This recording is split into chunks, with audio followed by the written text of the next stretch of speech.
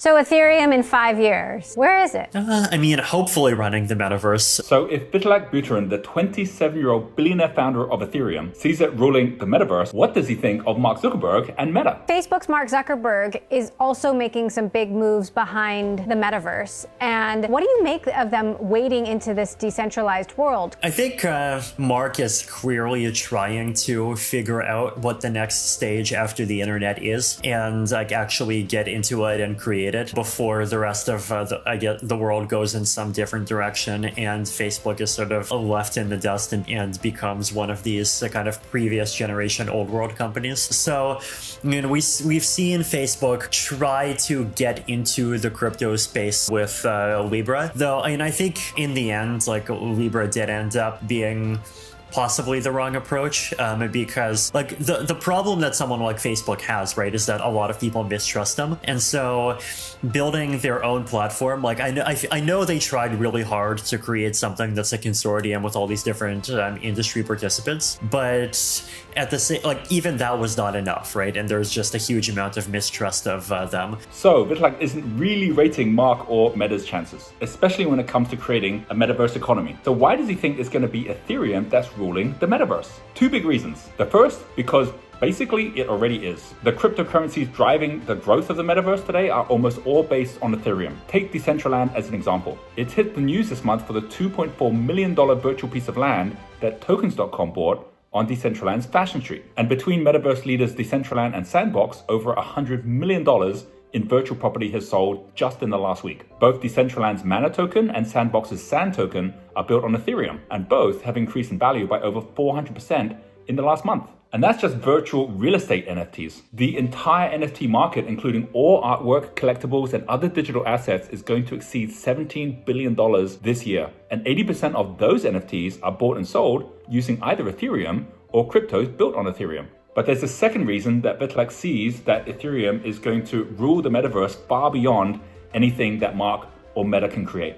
And that's to do with his very different vision of the metaverse. At the same time that Mark was announcing Meta, Vitalik published a blog called Crypto Cities, a play on the NFT craze CryptoKitties. In his blog, he explains his vision for the metaverse, one in which real-world cities could have a digital twin. So for example, Miami already has the Miami coin, which could eventually replace government taxes. Cryptocurrency was born out of a project with a nonprofit called City Coins. According to its founders, anyone can download the software, hop on a computer to mint those new coins. The miner keeps 70% of the profits, and the rest goes straight to the city's wallet. And SHIB, like other cryptocurrencies, Miami Coin also trades on an exchange. Since August, the cryptocurrency has brought in just over $10 million for Miami. That's more than 3 times what officials say they forecasted. The city's mayor and a Bitcoin believer, Francis Suarez, says at the current pace, it could bring in as much as $60 million for Miami and eventually subsidize or even replace taxes. We're going to hold them for a while to make sure that there are no issues related to the technology, and then we can work on a variety of different ideas that we have to make our city better, including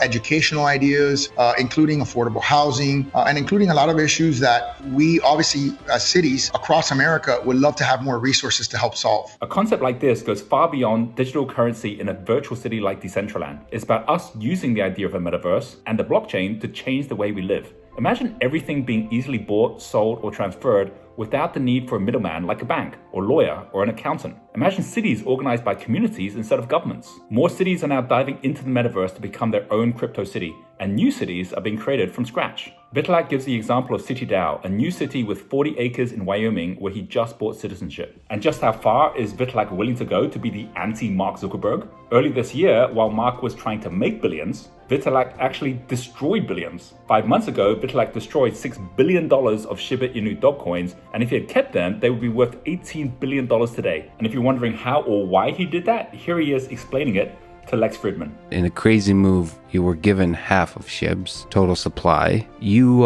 burned, aka destroyed, 90% of it. That's worth $6.7 billion.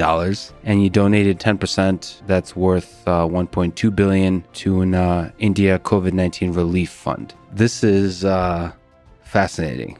Why and how were you able to walk away from this much money and this much power?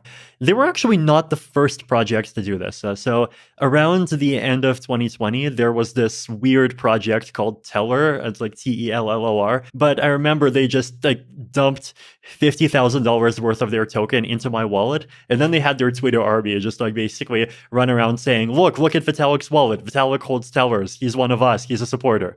And as soon as I discovered this, I just publicly sold the Teller tokens on Uniswap, and this created a bit of a Twitter splat. Now, the SHIB people were more clever. The SHIB people, instead of dumping to that wallet, they dumped to my cold wallet. So because of COVID travel restrictions, and this is cold wallets in Canada, it's very difficult for me to actually access it, right? And I'm not sure if they knew this. Maybe they just got lucky. But basically, they sent a lot of these dog tokens into this wallet where it was very difficult for me to access it. But then I saw these dog tokens, I saw more and more people talking about them, and then at some point I realized that hey, these things are worth billions of dollars, and there's lots of really good things that you could do with that amount of money, and it would actually be a waste to just see it go. So I made the decision that I would actually power through and figure out how to safely basically get my private key.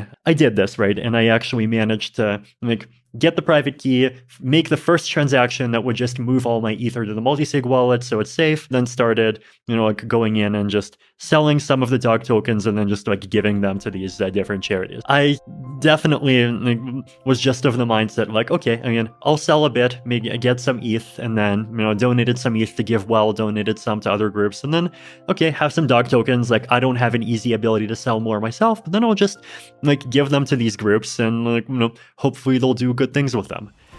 It was actually, I actually donated 20% and dumped 80%. It was just very interesting and unexpected and just an insanely crazy situation. So I've got a question for you. If you were given billions, would you do the same? Or would you have done something else with those billions? Do post your answers in the comments below, because I'm really curious. As for Vitalik, the reason he did it is because he already thinks more about supply than demand, like a 27-year-old central bank. He's more interested in keeping cryptocurrency communities stable than making money, because he's got a bigger mission, which is his vision of the metaverse. As for me, I've been inspired by this story to turn our EdTech community, Genius U, into a metaversity. After all, if the universe needs universities, then the metaverse is going to need metaversities. I really do think that in this coming metaverse, it isn't so much about how the technology grows, but how our own consciousness grows to use these tools to organize ourselves into a better world. And while some people will focus at bigger profits, there'll be others that'll be focusing at a better purpose. So I hope you've enjoyed this video, and do subscribe to keep up with all the crazy things going on in the world, and I will see you in the future. With the metaverse, I guess the thing that happened during the pandemic is that we've basically very quickly switched from a world where the physical world was people's kind of primary center of experience, and the internet was this new add-on, to a world where the internet really is the center of people's experiences. And so we basically are spending most of our time in a virtual world, and the question is just what level of quality does that virtual world have?